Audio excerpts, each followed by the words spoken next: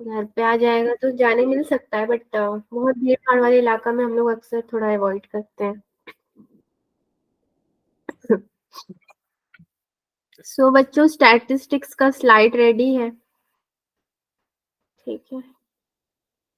वही पढ़ा जाएगा आज, क्योंकि हाइपरबोला, इलिप्स और ये सब आप लोग बहुत पढ़ चुके हैं। आपका भी मन नहीं है और अब मेरा भी मन नहीं कर रहा कि मैं उसमें फालतू सा टॉपिक कोई पढ़ाऊं। पीवाईक्यू है जो, उसका अलग से सेशन लिया जाएगा। तो कितने लोग आए हैं भाई? अभी तक 6 लोग आए हैं। एक स्क्रीन है, एक मैं हूँ। कब आएंगे सारे लोग?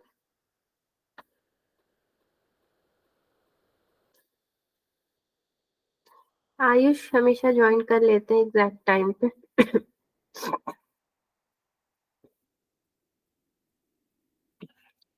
क्या किया जाए, स्टार्ट कर दिया जाए?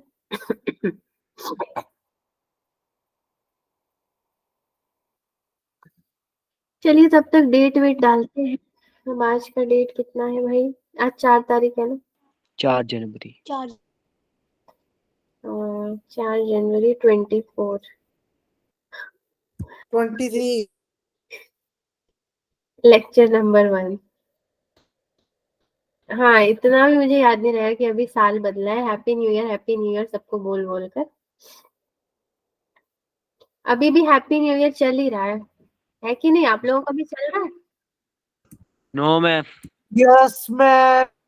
Good evening, very good evening. हमारा तो अभी भी चल रहा है, 4 ही दिन तो हुए नए साल को। मैम पुराना हो गया साल। आज तो सुना।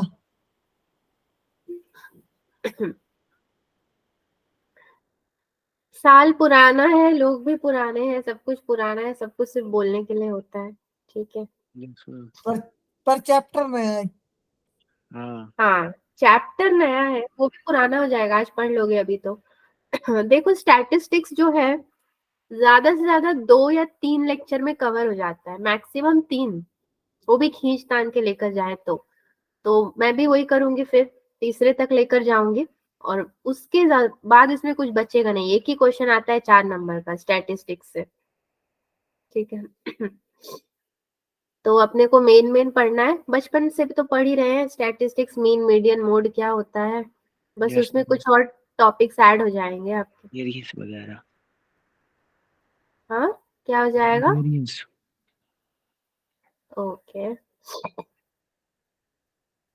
सो बच्चों, 6:04 हो गए, स्टार्ट करते हैं क्लास को। चलो, जितने भी लोग आए हैं, क्या इंतजार करना, जो वैसे भी बच्चे बीच में आ ही जाते हैं। क्लास ऑब्जेक्टिव के बारे में अगर मैं आपको बताऊं, तो आप यहाँ पे पढ़ोगे मीन, मीडियन एंड मोड। ये सब स्टैटिस्टिक्स में आता है। और इफ टाइम परमिट्स, अगर इसके बाद भी टाइम बच गया, तो आप पढ़ोगे क्या? डिस्पर्शन। अब वो डिस्पर्शन किस चीज का है, ये हम सस्पेंस रखते हैं, बताया जाएगा। इससे, इन तीनों से भी पहले एक छोटी सी चीज जानोगे कि स्टैटिस्टिक्स होता क्या है। सुनने में बहुत ही अच्छा वर्ड है स्टैटिस्टिक्स, ठीक है। तो वो है क्या? अगर हम बात करें स्टैटिस्टिक्स की, तो बहुत ही ब्यूटीफुल से स्लाइड में लेकर आई हूँ। मैंने सोचा मैथ्स को भी थोड़ा डेकोरेट किया जाए, डेकोरेटिव बनाया जाए। It is a branch of mathematics working with data collection, organisation, analysis, interpretation and presentation. मतलब ये एक ऐसा ब्रांच है जो आपसे डेटा मांगता है और डेटा कलेक्शन मांगता है, ऑर्गेनाइजेशन पूरा डेटा पे काम करता है, इसका एनालिसिस करता है। ये दिए गए डेटा से, प्रेजेंट डेटा से, मतलब पास्ट, प्रेजेंट और फ्यूचर क्या होने वाला है, ये सब बेस्ड ऑन डेटा एनालिसिस होता है। इंटरप्रेट करता है, तब प्रेजेंट करता है जाकर के। स्टैटिस्टिक्स हमारा बहुत ही महान ब्रांच है मैथमेटिक्स का। अच्छा है, मतलब बहुत ही इंटरेस्टिंग है। ये प्रोबेबिलिटी से ज्यादा ज्यादा इंटरेस्टिंग आपका स्टैटिस्टिक्स है। प्रोबेबिलिटी में चांसेस होते हैं, बट इसमें आप चांस नहीं ले सकते कि इसके होने के चांस बनते हैं। वो चांस कोई मायने नहीं रखता। प्रॉपर प्रूफ दीजिए, डेटा दीजिए। जैसे हमारी अदालत क्या होती है, सबूतों के मद्देनजर चलती है ना, वहां पे इमोशंस नहीं चलते। आपको क्या लगता है कि आपके पड़ोसी बेगुनाह है? आपको क्या लगता है वो मायने नहीं रखता, प्रूफ है, डेटा है, मतलब वो बेगुनाह है, नहीं है तो वो गुनहगार है। सेम उसी तरीके से अदालत है ये हमारे मैथमेटिक्स का। आपके सामने दो कोर्स आपको दिख रहे हैं, without data you are just another person with an opinion. देखिए ये बहुत मायने रखता है। अगर मैं ही आपको बोल रही हूँ कि ये क्वेश्चन जेई का है, तो आपके दिमाग में सबसे पहले ये आएगा कि क्या ये वाकई जेई का है, तो मैंने वहां पे एक डेटा दे दिया कि जेई 2017 का ये क्वेश्चन है। अब आप मेरे संग 6 महीने से पढ़ रहे हो, तो हो सकता है थोड़ा सा एक 5% का ट्रस्ट आपको बिल्ड हो गया हो कि अगर कभी मैं ना दूं उस ईयर का नाम, तो भी आप समझोगे कि हाँ मैं बोल रही हूँ तो जेई का है, वो बात अलग है। बट आपको एग्जैक्ट डेटा चाहिए, आप मुझसे पूरा डेटा एक्सपेक्ट करोगे, तभी आप उसको एक्सपेक्ट करोगे कि मैं प्रेजेंट करूं। तो जब आप एज ए स्टूडेंट ही एक्सपेक्ट कर रहे हो, तो सोचो स्टैटिस्टिक्स तो पूरी दुनिया है, पूरी दुनिया क्या एक्सपेक्ट करेगी। तो देन मेरा ओपिनियन कोई मायने नहीं रखता जब तक मैं प्रॉपर प्रेजेंट विथ प्रूफ ना करूं। उसी तरीके से इन गॉड वी ट्रस्ट, ठीक है, हम भगवान पे ट्रस्ट करते हैं, सभी ट्रस्ट करते हैं, मुंह से पहला नाम ही हमारा राम जी का निकलता है, जय Shri Ram. All others must bring data. अब भगवान को छोड़ के बाकियों से तो हम प्रूफ ही मांगते हैं ना, कि भाई इसके होने के सबूत कितने हैं, चांसेस कितने हैं, कोई नो सबूत मैम। नहीं मांगते आप? यस मैम, हम नहीं मांगते। अच्छा, तो आप स्टैटिस्टिक्स से बाहर हो मतलब? Yes ma'am. ऐसा नहीं होता है, देखो आप नहीं मांगते हो तो क्या हमारी सरकार मांगती है, मैं भी मांगती हूँ, हमारा एकेडमिक मांगता है बहुत सारे डेटा। आप जो टेस्ट देते हो, मैं बोल दूं विषव लाया 360 में 300 या फिर 180 में 180, तो मुझसे पहले तो यही पूछा जाएगा कि कोई डेटा है, कोई स्क्रीनशॉट है कुछ रिजल्ट का, कि मेरे मुंह से बोले सब मान लेंगे? No, data is everywhere, data is required everywhere, हर जगह पे। तो आई होप स्टैटिस्टिक्स का मतलब आप लोग समझ गए होंगे, ये एक अदालत है जहाँ पे सबूत मांगे जाते हैं, उसी के मद्देनजर कार्रवाई होती है। ठीक है, आपके सामने मैंने एक ग्राफ प्रेजेंट किया जो कि आपके काम का उतना नहीं है। देखिए, जनवरी 2022 में कोरोना के केसेस चल रहे थे, हम सबको पता है कोविड से इंडिया बहुत टाइम तक जूझा है। तो फ्रॉम जेएचयू सीएसएससी कोविड-19 डेटा, ठीक है, ये एक छोटा सा डेटा है, मैंने ये क्यों यहाँ पे प्रेजेंट किया है कि सपोज अगर मैं आपसे अभी जस्ट एक बात ही करती कि आपको पता है क्या 10 जनवरी के अराउंड इतने केसेस आए थे कोरोना के, और 7 डे का जो एवरेज केसेस था वो इतना था। अगर मैं आपसे बोलती तो आप लोग जरूर बोलते नहीं मैम इतना था, नहीं उतना था, आपको कैसे पता है, आपकी मेमोरी इतनी शार्प है कि आपको याद रहे, बहुत सारे तरीके के क्वेश्चंस उठते हैं। अगर उसी की जगह पे मैं मुंह से ना बोल के एक डेटा यहाँ पे प्रेजेंट कर दूं, तो कोई मुझे कुछ नहीं कह सकता है, ये डेटा सब कुछ बता देगा, ये एक प्रूफ है। तो इसीलिए डेटा बहुत इंपॉर्टेंट है हर चीज के लिए। ठीक है, अब आप लोग नहीं बोल सकते क्योंकि ये मैंने खुद से तो बनाया नहीं है, जो रिक्वायर्ड था, जो प्रेजेंट था, उसी को यहाँ पे दिया है। नाउ द नेक्स्ट इज, इससे तो हम सभी वाकिफ हैं, ये आपने सोशल साइंस में भी पढ़ा होगा, ठीक है, क्लास 10th में भी पढ़ा होगा, क्लास 9th में भी पढ़ा होगा। अब आप लोग भले ही मैथ्स पीसीएम के स्टूडेंट हो, बट इससे पहले पीसीएम एसबी सबके स्टूडेंट रह चुके हो। तो 2011 सेंसस ऑफ इंडिया एक ऐसा है जहां से क्वेश्चंस आज भी आईएएस आईपीएस लेवल में आते हैं। ठीक है, मैंने खुद प्रिपरेशन किया था तो मैंने भी इसके बारे में पढ़ा था। ये कंप्लीट डेटा रिप्रेजेंटेशन है, बहुत पावरफुल है ये अपने आप में। यहाँ पे आपके क्या दिए गए हैं, ईयर्स दिए गए हैं एंड पॉपुलेशन इन मिलियंस, कैसे कैसे पॉपुलेशन इंक्रीज हुआ है। यही चीजें अगर हम सिंपली एक दूसरे को बताते तो हमें तो पहली बात एक दूसरे पे ट्रस्ट ही नहीं होता, सबको लगता है वो इतना नॉलेजेबल है, उसके पास इतना नॉलेज है, वो ऐसे ही बोल रहा होगा, उसे कुछ पता नहीं होगा, ऐसे ही तुक्का मार रहा होगा। बट अगर ये डेटा डाल दो तो फिर सारे तुक्का खत्म हो जाएंगे, क्योंकि यही सबूत है आपका। ठीक है, तो ये तो जस्ट थोड़ा सा एक इंट्रोडक्शन था स्टैटिस्टिक्स का, मैंने सोचा इंट्रोडक्शन को थोड़ा सा इंटरेस्टिंग बनाया जाए। आई होप आप लोग बोर नहीं हुए। नाउ अब आते हैं अपने असली वाले मैथ्स पे। तो स्टैटिस्टिक्स में सबसे पहले आपका मीन आ गया। तो मीन क्या है? It is the average value of all the observations. और ये अगर मैं यहाँ पे नहीं भी लिखती तो भी आप जानते हो, पिछले 2 साल में आप पढ़ चुके हो कि एवरेज वैल्यू जो होता है ऑब्जर्वेशन का उसको मीन बोलते हैं, और बहुत आसानी से आप इसको निकाल भी सकते हो। तो इस फॉर्मूले को आप x इक्वल्स टू 1/n को बाहर भी ले लोगे अगर, तो x1 plus x2 plus plus plus up to xn तक हो जाएगा ये। तो इन्होंने इसको क्या दे दिया है, सिग्मा के थ्रू बता दिया, i equals to 1 to n and xi। ठीक, तो अब एग्जाम्पल में क्या ही दूं, जैसे क्वेश्चन आएंगे वैसे हम लोग सॉल्व कर लेंगे। तो ये बहुत ही छोटा सा क्वेश्चन था। अब देखिए मीन कितना इंपॉर्टेंट होता है। सी मतलब जेई ने मीन से भी क्वेश्चन पूछा है। आप लोग बोलोगे कि अरे ये तो बहुत पुराना है मैम, कुछ लेटेस्ट करवाओ, तो मैं लेटेस्ट करवाऊंगी, बट देखो ओल्ड इज गोल्ड। पुराने समय में भी 2017 में भी ये क्वेश्चन आया है, मतलब कभी भी आ सकता है, कोई गारंटी नहीं है। 2021 में भी आया था मीन से रिलेटेड क्वेश्चन, किया जाएगा। See the mean age of 25 teachers in a school is 40 years. ठीक है, क्वेश्चन नंबर 1।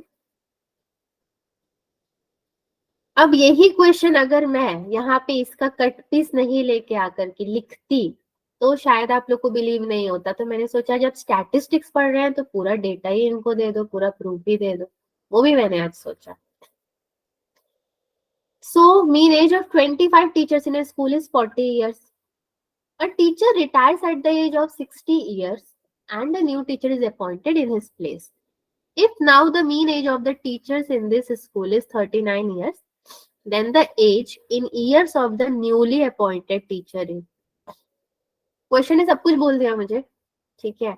मीन एज इसने कितना बता दिया है, 40, विच इज इक्वल्स टू, फॉर्मूले में सीधे सीधे पुट कर देना और कुछ करना नहीं है आपको।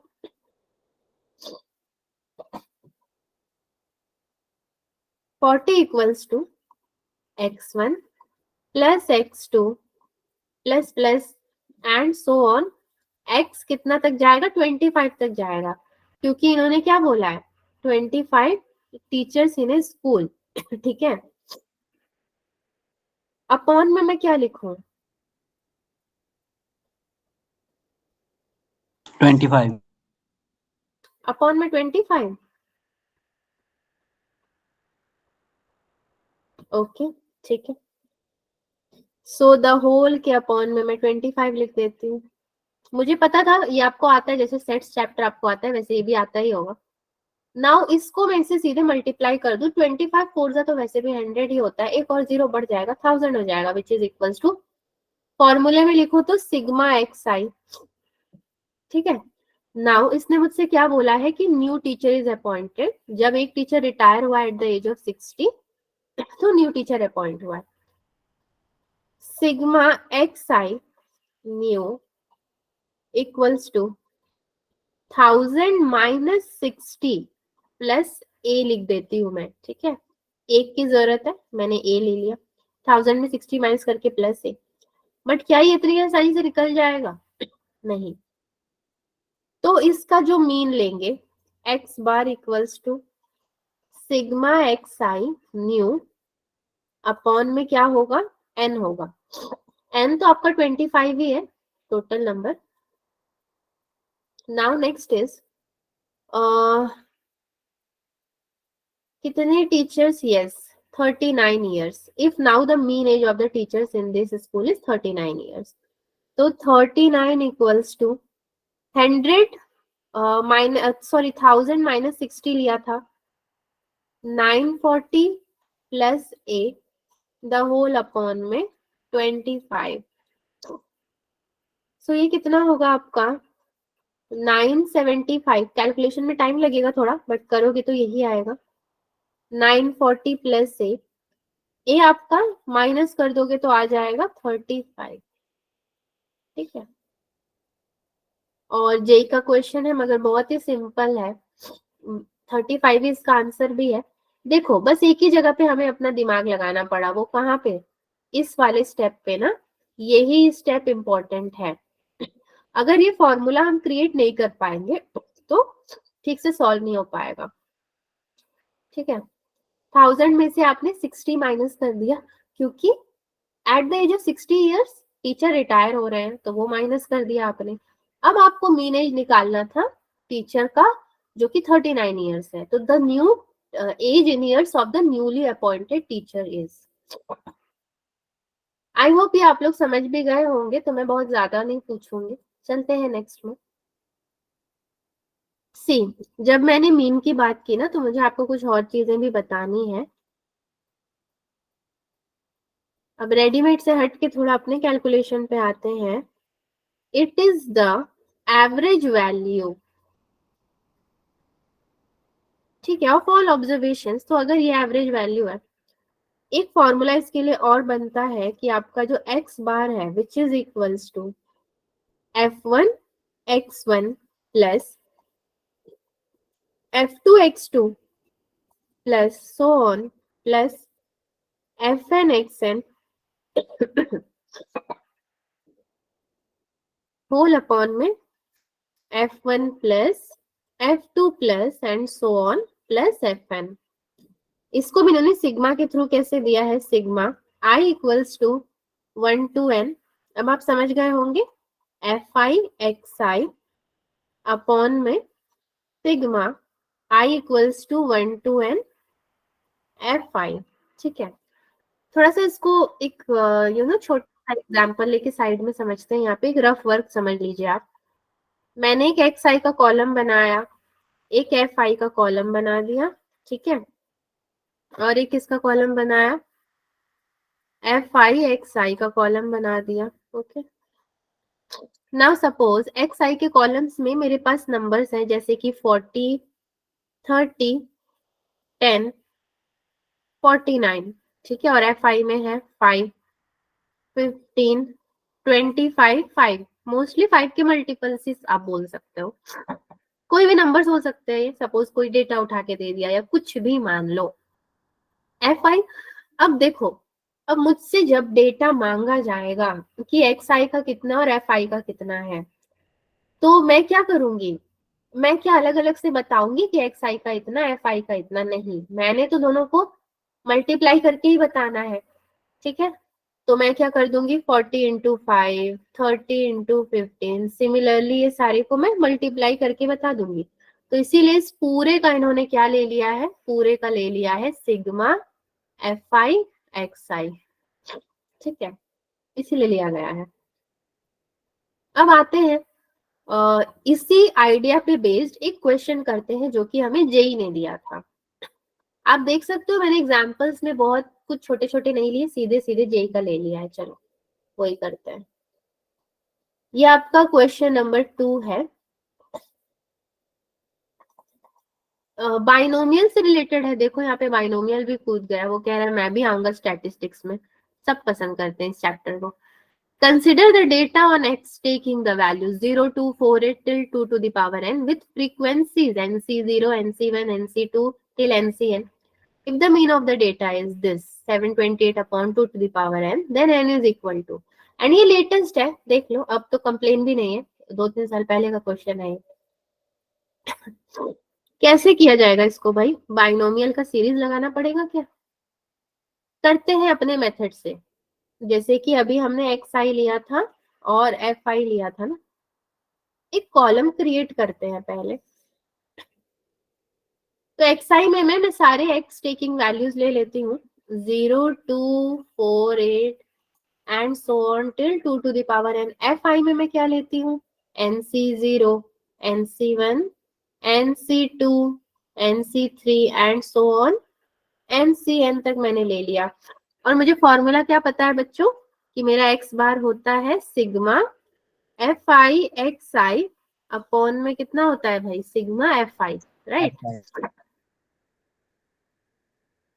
Sigma fi which is equal to. अब मैं इसको बाइनोमियल में ले लेती हूँ, 0 into nc nought plus 2 to the power 1 nc1 plus 2 to the power 2, 2 2 जा 4 हो जाएगा, nc2 प्लस, इसको ब्रैकेट में रखते जाते हैं, 2 to the power 3.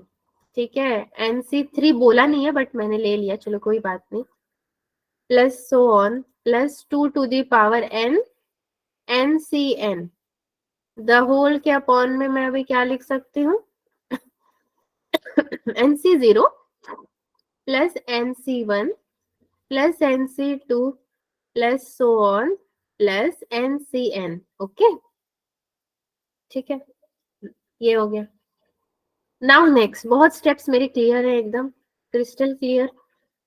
अभी क्या करेंगे, 1 plus X the whole to the power n equals to, formula आपको याद दिला रही हूँ, nc0 plus nc1 x to the power 1 होगा ना, ये फिर इंक्रीज होगा, plus nc2 x to the power 2 plus nc3 x to the power 3 and so on plus ncn x to the power n। ठीक है, तो मुझे एक और चीज क्या पता है कि मेरी मर्जी है, मैं x की वैल्यू ले लेती हूँ 1, फिर मेरी मर्जी होगी तो मैं 2 भी ले लूंगी, हम अपने हिसाब से वैल्यूज पुट कर सकते हैं।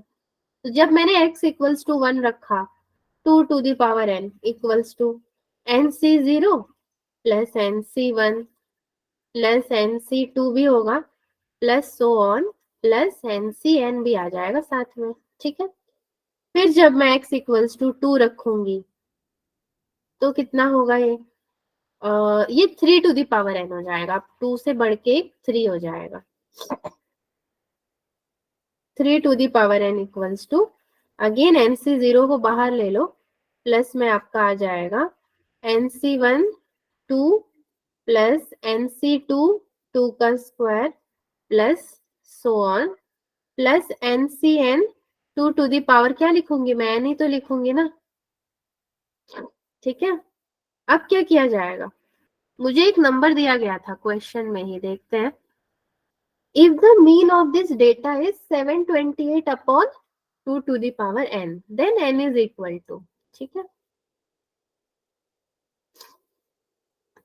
728 upon 2 to the power n equals to, मैं लिख सकती हूँ 3 to the power n minus 1। ये वाले को इधर ले लो तो n माइनस 1 तो ऐसे भी हो ही जाना, अपॉन में कितना हो जाएगा 2 to the power n which is equals to, इन दोनों को हम आराम से कैंसिल भी कर सकते हैं। ठीक है, 3 to the power n equals to आपका 729 हो गया, n इक्वल्स टू आपका आ जाएगा 6। आप इसको सॉल्व भी कर लोगे तो 6 ही आ जाएगा, बाइनोमियल का सीरीज ही है ये पूरा का पूरा, कुछ भी नहीं है। अब हाँ, बाइनोमियल अगर आप भूल गए हो तो दिक्कत हो सकता है, अगर सपोज ये सारे स्टेप्स पता ही नहीं है कि किधर से क्या आएगा तो मुश्किल में पड़ जाओगे, वरना तो आसान था ये क्वेश्चन। स्टैटिस्टिक्स में 4 नंबर ले सकते हो ना पढ़ के, तो चैप्टर नहीं, एक ही तो क्वेश्चन आएगा रोज होकर, वो भी 4 नंबर का, 4 नंबर तो अपने हाथ में रख ही सकते हैं। चलिए थोड़ा मीन में और हम लोग देखते हैं, ग्रुप्ड मीन। ग्रुप्ड मीन क्या होता है भाई, इसका एक फॉर्मूला होता है, ये सीधी बात नो बकवास वाला है, x equals to n1 x1 plus n2 x2 plus so on nk x के, सब पे बार लगा दो, द होल अपॉन में n1 plus n2 plus so on plus nk। ठीक है, इसका एक एग्जाम्पल मैं आपको छोटा सा देती हूँ ना, आप लोग भी तो क्लास में पढ़ते हो, चलो 11th क्लास में हो ना, 11th है 11th बी, ठीक है, 2 क्लासेस है मेरे, 2 क्लास में नंबर ऑफ स्टूडेंट्स होंगे जो कि मुझे पता नहीं है, तो एक को n1 ले लो, एक को n2 ले लो, तो इसी तरह इसको x1 बार एंड इसको x2 बार ले लिया। जब प्रिंसिपल पूछेगा कि 11th क्लास में कितने स्टूडेंट्स हैं, तो आपके अलग अलग सेक्शन के टीचर्स तो अपना अपना डेटा दे देंगे कि मेरे 11th ए में इतने हैं, 11th बी में इतने हैं, मगर प्रिंसिपल सेटिस्फाई नहीं होगा क्योंकि उसको सेक्शन से मतलब नहीं, उसको चाहिए ओवरऑल उसके स्कूल में 11th क्लास में कितने बच्चे पढ़ते हैं। तो इसीलिए अब प्रिंसिपल को डेटा देने के लिए आपको निकालना होगा x1 bar equals to sigma xi a upon में n1, तो sigma xi a equals to कितना हो जाएगा, n1 x1 बार हो जाएगा ना, ये n1 x1 बार। ठीक है, तो now xl equals to sigma not L, sorry, ये x1 ले लेंगे हम, सिग्मा x1 अपॉन में n2, ये b हो जाएगा, सिग्मा xi द होल का b equals to n2 x2 bar. ठीक है, जस्ट फॉर्मूला है, ग्रुप्ड मीन अगर आपको निकालना हुआ तो। चलिए, जैसे ही आपने फॉर्मूला देखा है तो एक और क्वेश्चन हमने ले लिया। हाँ, एक और क्वेश्चन आ गया, पुराना ही सही, मगर मैंने सोचा कि नॉर्मल क्वेश्चंस करने से अच्छा है भाई ऐसा क्वेश्चन करो जो एग्जाम में आया हो, जिसके लिए हम लोग यहाँ पे बैचेस लगा रहे हैं। ये कितने नंबर क्वेश्चन है, तीसरा है कि चौथा है?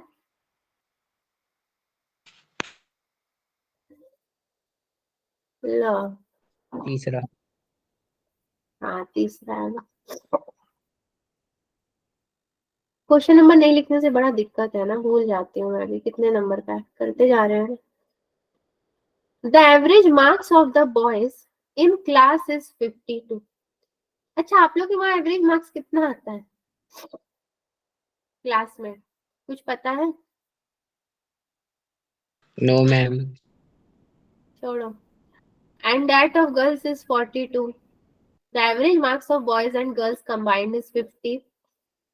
The percentage of boys in the class is, boys की परसेंटेज 80 दिखाया है इन्होंने, ज्यादा ही दिखा रहे हैं, बट चलो हमें क्या करना है, देखो मिलता जुलता ही क्वेश्चन है, बॉयज गर्ल्स की बात है यहाँ पे, तो एक कॉलम बनाते हैं बॉयज का और एक ले लेते हैं गर्ल्स का, डेटा इंटरप्रिटेशन करने के लिए, boys for b girls for g. तो मेरा एक्स बार बी कितना है भाई, 52, एंड गर्ल्स की बात करूं तो ये कितना हो जाएगा, X bar G equals to 42 हो जाएगा। एंड इन दोनों को मिला करके जो मुझे डेटा मिल रहा है वो है मेरा X bar is equals to 50। तो वही है ना, प्रिंसिपल पूछ रहा है कि भाई टोटल बताओ, मुझे गर्ल बॉय से कोई लेना देना नहीं है। तो 50 equals to 52b plus 42g upon में कितना हो जाएगा, b plus g। 50b plus 50g equals to 52b plus 42g। तो ये कितना हुआ अगेन, 8g इक्वल्स टू कितना हो जाएगा ये, 2b। तो b is equals to 4g। ठीक है, 4g हो गया, यानी कि कितना, b is equals to 4g। g तो गर्ल है, b तो बॉय है, आपका भी बच्चा है इसका, b upon b plus G into 100। Percentage तो ऐसे ही निकालते हैं ना, जिसका निकालना है वो अपॉन में टोटल इंटू 100%। आप जनरली अपने भी मार्क्स कैलकुलेशन के परसेंटेज ऐसे ही निकालोगे, 4g upon 4g plus G into 100%, 4 upon 5 into 100%, which is equals to कितना होगा, 80%।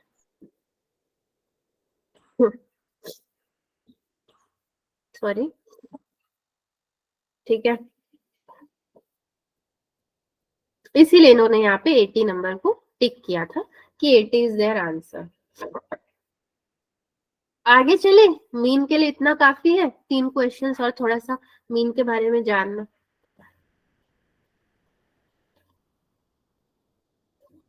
आगे है आपके पास मीडियन।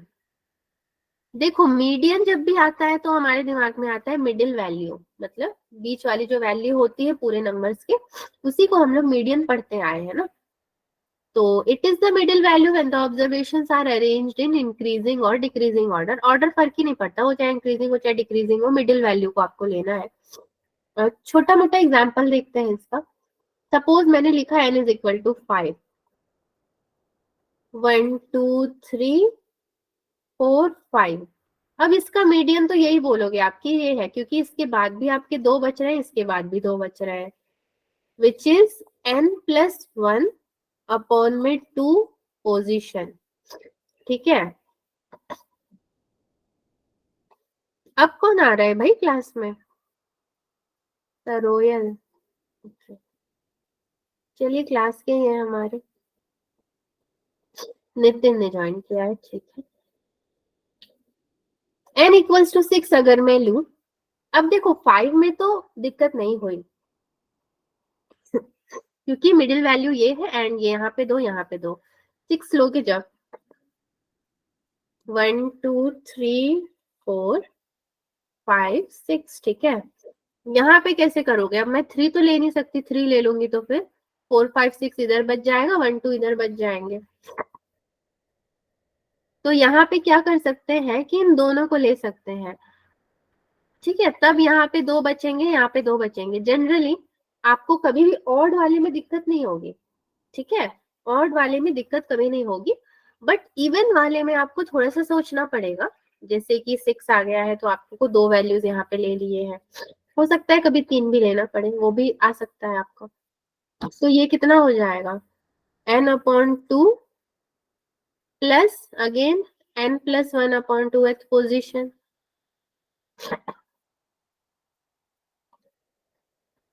ठीक है, ये हो गया।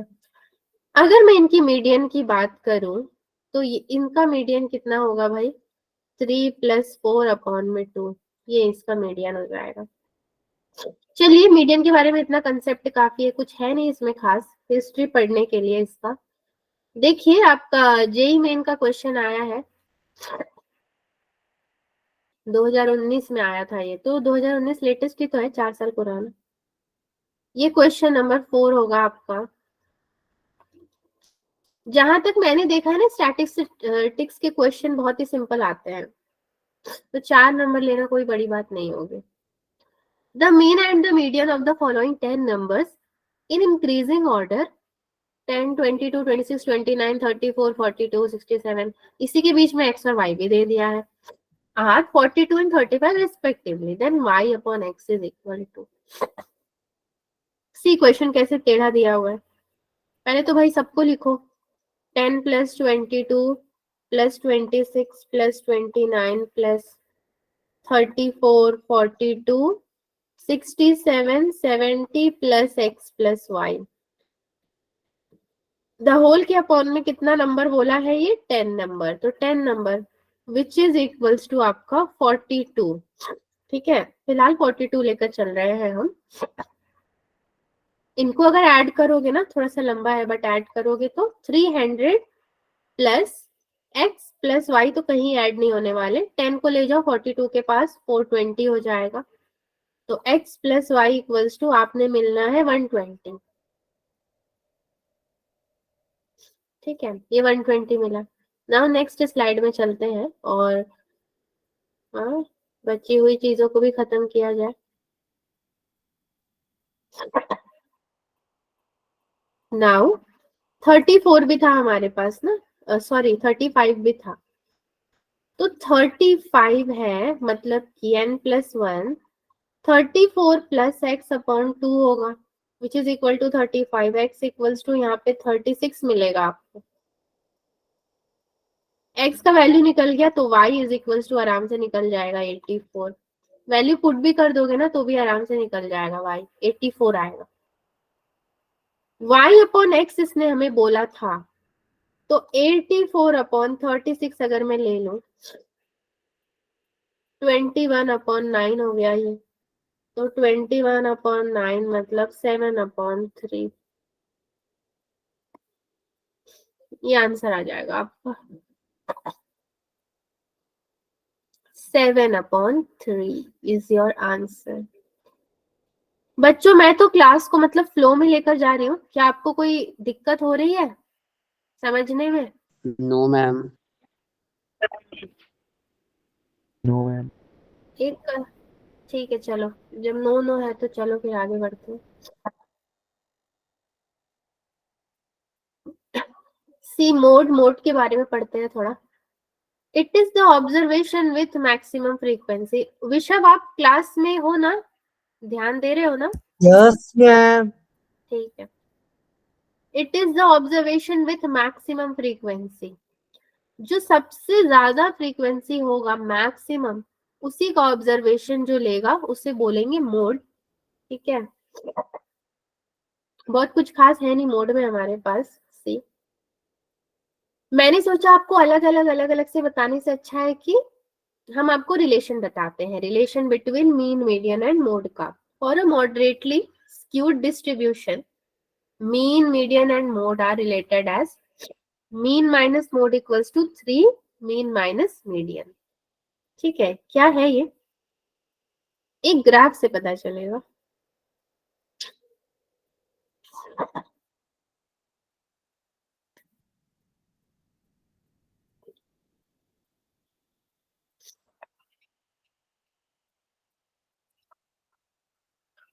रिलेशन बिटवीन क्या है, तो अलग अलग कलर्स यूज करने पड़ेंगे। एक के लिए मैंने येलो यूज कर लिया, एक का रेड ले लेते हैं,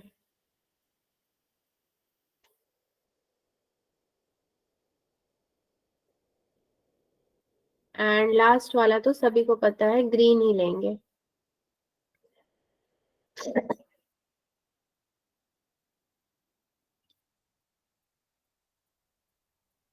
ठीक है, mean minus mode equals to 3 mean minus median, इसने हमें बोला है 3 मीन माइनस मीडियन। तो हमने क्या किया है, डेटा को ऐसे इंटरप्रेट कर दिया है। अगर आप इसको लोगे तो सपोज ये है मेरा 40, इसको अगर ले लोगे तो ये कितना हो जाएगा, अराउंड 50 के आएगा ये, 40, 50, 60, 70, 80। ठीक है, डायरेक्टली 3 का डिफरेंस हो गया हमारे पास मीन माइनस मीडियन में। ठीक है, mean minus mode equals to 3 mean minus median. Just एक ग्राफ है ये, नथिंग एल्स। आप पूछोगे कि ये कौन सा कार्टूनिस्ट ग्राफ है, कार्टूनिस्ट ही समझ लो। कोई भी डेटा अगर दिया हुआ है, वो उसका जो ऑर्डर अगर ऐसे जा रहा है, सपोज इसका एवरेज 40, इसका 50 है, ये क्या हो जाएगा 3 ना। तो यहाँ से आपने क्या कितना कर दिया, +3 कर दिया, तो 3 मीन माइनस मीडियन में चला जाएगा ये। ठीक है, इसको और मतलब बहुत ज्यादा बेहतर समझने के लिए क्वेश्चन करते हैं, तो वही एक लास्ट ऑप्शन है हमारे पास। ये हो जाएगा क्वेश्चन नंबर 5 होगा ना, 4 तो कर ही लिए हम लोग। तो आपने स्टैटिस्टिक्स के 5 PYQ देख लिया, अभी और भी देखोगे, कोई इश्यू नहीं। In a frequency distribution the mean and median are 21 and 22 respectively, then its mode is approximately।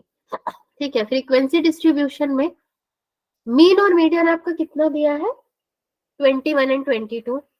अब इसका मोड कैसे निकाला जाएगा, सी सेम फॉर्मूला में लगा देती हूँ, क्योंकि मुझे भी नहीं पता ना। अब जब नहीं पता तो फॉर्मूला लगाते हैं, मीन माइनस मोड, ठीक है, equals to 3 mean minus median हो जाएगा। ठीक है, 21 मीन दिया है ना, माइनस मोड तो दिया ही नहीं है, इक्वल्स टू 3, 21 माइनस 22, ये आपका आएगा 24, इक्वल्स टू मोड। मोड कितना हो गया, 24 हो गया। तो ये तो बहुत ही इजी है, इसमें तो कुछ भी ना करना था।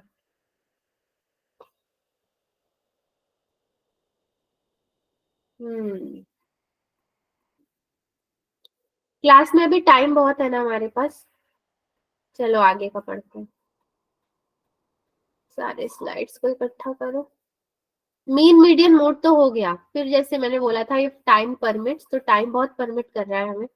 चलो तो आगे का देखते हैं। शनि ग्रह।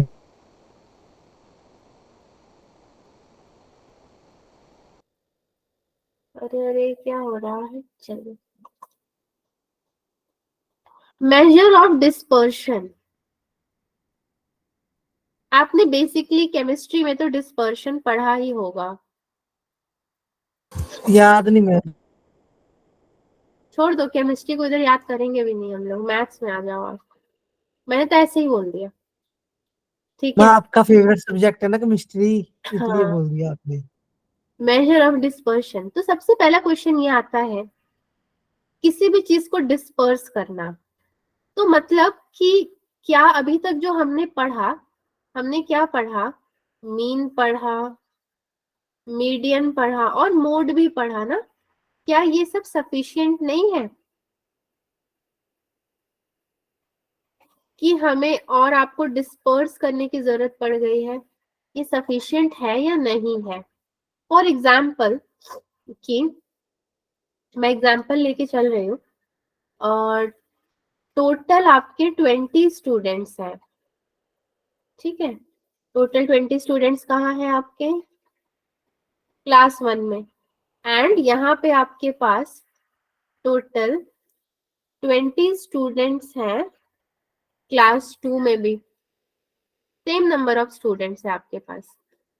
क्लास 1 में इसके मार्क्स आ रहे हैं, सपोज 10 स्टूडेंट्स आपके क्लास 1 में 0 मार्क्स लेकर आ गए, ठीक है।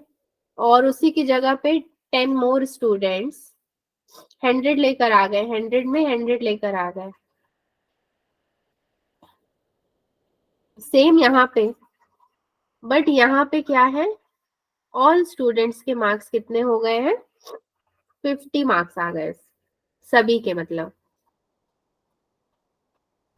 मीन कितना है इधर? 50 ठीक है। यहाँ पे मीन कितना है? 50। तो मीन मेरा यहाँ पे भी 50 निकला, यहाँ पे भी 50 निकला,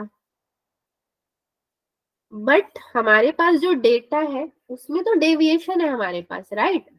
मीन भले ही सेम आया बट डेटा में भी डेविएशन है, बाकी सारी चीजों में भी थोड़ा तो अंतर है ही। इन सारी चीजों को हैंडल करने के लिए इसको, इस डेविएशन को, मतलब इसका जो वेरी कर रहा है ना, ये वेरी कर रहा है, और ये जो डेविएशन हो रहा है उसी के लिए हमें क्या पढ़ना है? मेजर ऑफ डिस्पर्शन, ठीक है। तो आप मीन निकाल लोगे, मीडियन भी निकाल लोगे, लेकिन तब भी आपको उस डिस्पर्शन सॉरी उस वेरिएंस और उस डेविएशन के लिए एक अलग फॉर्मूला पढ़ना है, जो कि जिसको बोला जाता है डिस्पर्शन। डिस्पर्शन कहीं ना कहीं शक पैदा करता है ना, थोड़ा सा डाउट रखता है, अरे इसका भी मीन वही आया, मेरा भी वही आया, बट इसके पास तो इतना था, मेरे पास इतना था। अगर मैं इसका आपको एक वो बताऊं, डेफिनेशन बताऊं, तो मैथमेटिकल लैंग्वेज में इसको बोलते हैं the degree to which numerical data tend to tends to spread about an average value is called dispersion। और ये किस चीज का dispersion? Dispersion of data, basically data का डिस्पर्शन है। इसके आपके जो इम्पोर्टेंट मेजर्स होते हैं ना, यानी कि इम्पोर्टेंट वैल्यूज बोल सकते हो आप, इम्पोर्टेंट मेजर्स आर, नंबर 1 में इसका आता है मीन डेविएशन, नंबर 2 में इसका आता है standard deviation, standard deviation and variance, ठीक है। दो ही चीजें अपने को यहाँ पे पढ़नी है। तो जब मैंने बोला मीन डेविएशन, तो मीन डेविएशन है क्या वो भी तो दिखाना पड़ेगा।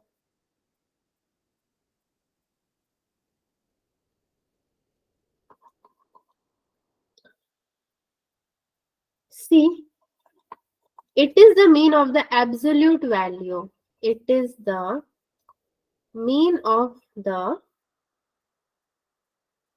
absolute value of deviations about a fixed point, ठीक है, about a fixed point, sigma mod of x minus m upon में n।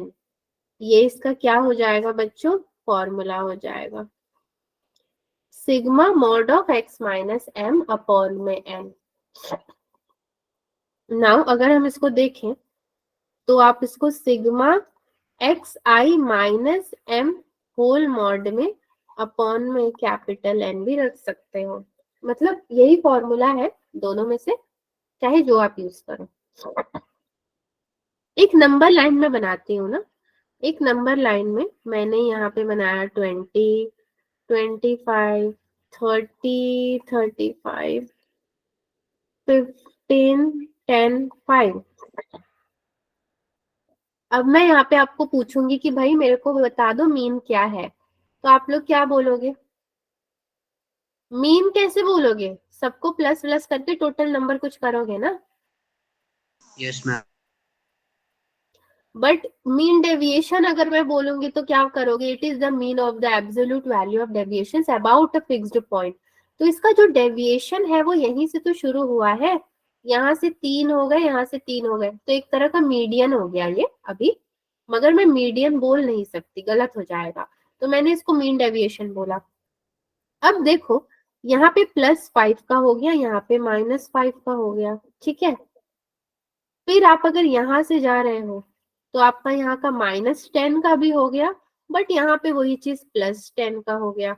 मतलब क्या है, नंबर्स तो सेम ही है, +10 -10 +5 -5 का डेविएशन कर रहा है, 15 भी आएगा, 20 भी आएगा, ठीक है, बट नंबर्स आपके सेम है, डेविएशन थ्रू आउट सेम जा रहा है, साइन चेंज हो गया है, तो कहीं ना कहीं तो वेरी तो कर ही रहा है ये। तो इसीलिए उस वेरिएंस के लिए हम लोग क्या निकालते हैं? मीन डेविएशन, उसका ये फॉर्मूला बना हुआ है, ठीक है, जहां पे ये वेरी कर रहा है ना उसके लिए निकाला जाता है। इसके लिए भी मैं आपको जेई का ही क्वेश्चन करवाऊंगी, बट थोड़ा सा भरोसा रखना, क्वेश्चन जेई का ही है, भले यहाँ पे प्रिंट नहीं हुआ है, अब आप लोग डेटा मत मांगने लगना, वो भी मैं आपको दे सकती हूँ। If the mean deviation of the numbers, ये क्वेश्चन ना एज एग्जाम्पल लेना चाहिए हमें वैसे, mean deviation of the numbers 1, 1 plus d, 1 plus 2d, plus plus, फिर उसके बाद जाओगे आप 1 plus 100d from their mean, from their mean is 255, then d is equal to, अब बताइए भाई कि इसमें d इक्वल टू कितना होगा। मैं आपको बता दूं, ये आपका जेई मेंस का 2009 का क्वेश्चन है, ठीक है, 2009 बहुत पुराना साल है, इसलिए मैंने इसको एज ए एग्जाम्पल ले लिया। कुछ तो एग्जाम्पल में करोगे ना, तो उससे बेटर है कि जेई का कर लो। Yes ma'am. विषय की खुशी संभाले नहीं संभल रही है ना, इतना अच्छा चैप्टर है आपका फेवरेट चैप्टर। मैं ये तो कर लिया स्कूल में, बहुत आसान है। बट मुझे भी तो पढ़ाना है ना आपको, तो ए बी सी में 20.2 एंड डी में है इसका 10.0, 4 ऑप्शन है इसके, और हमें इसका क्या निकालना है? आंसर निकालना है। कैसे निकालेंगे? x बार इक्वल्स टू सी, जो भी मुझे दिया है अभी मीन डेविएशन, यानी कि 1 प्लस डी, सबको ब्रैकेट में रख देते हैं, 1 plus 2d plus so on plus 1 plus 100d, ठीक है, द होल के अपॉन में कितना आ जाएगा? 101, 100 प्लस 1 101। इनका मीन भी दिया हुआ है मुझे, बट मीन को अभी मैं नहीं देखूंगी, देयर मीन इज 255, चलो उसको बाद में देखा जाएगा। Basically x bar equals to 101 plus d ले लेते हो तो 1 plus 2 plus 3 plus so on plus 100, ठीक है, द होल अपॉन कितना हो जाएगा फिर आपके पास अभी? 101, ठीक, यहाँ पे तो 100 था ही, एक 1 ऐड करके बाकी सबको क्या ले लोगे आप? अंदर ले लोगे। Next is which is equals to 1 plus D upon 101 ले लिया आपने। सो 100 इंटू 101 होल अपॉन में 2 हो जाएगा आपके पास, ठीक है। तो इसको और इसको कैंसिल कर दोगे आराम से। तो x bar is equals to 1 plus कितना बचेगा मेरे पास 50d, यही तो बचेगा। बार कहाँ चला गया इसका, x bar equals to 1 plus 50d। So आपका जो मीन डेविएशन है now 50d but minus 50d ना, माइनस की तरफ जाएगा ये, क्योंकि 1 प्लस 50d है। अब ये प्लस की तरफ इधर है तो एक माइनस की तरफ जाएगा। Minus 49d plus so on, plus में माइनस डी, प्लस में 0, प्लस में again D, plus 2d plus so on, plus कहाँ तक जाएगा ये 50d तक, द होल अपॉन में। इसीलिए माइनस 50 से स्टार्ट हुआ था, 101 101। तो 255 जो मुझे मीन दिया है उसको मैं लिख दूं यहाँ पे, d को बाहर ले लूं तो मेरे पास बचेगा 2 1 plus 2 plus 3 plus so on plus 50 तक बच जाएगा। द होल अपॉन में कितना बचेगा फिर 101। 101 को 255 के पास ले जाते हैं। 255 into 101 which is equals to d 2 into 50 into 51 upon में 2। तो ये 2 भी कैंसिल हो जाएगा, बचेगा क्या mod of d equals to 101 बचेगा आपके पास, ठीक है।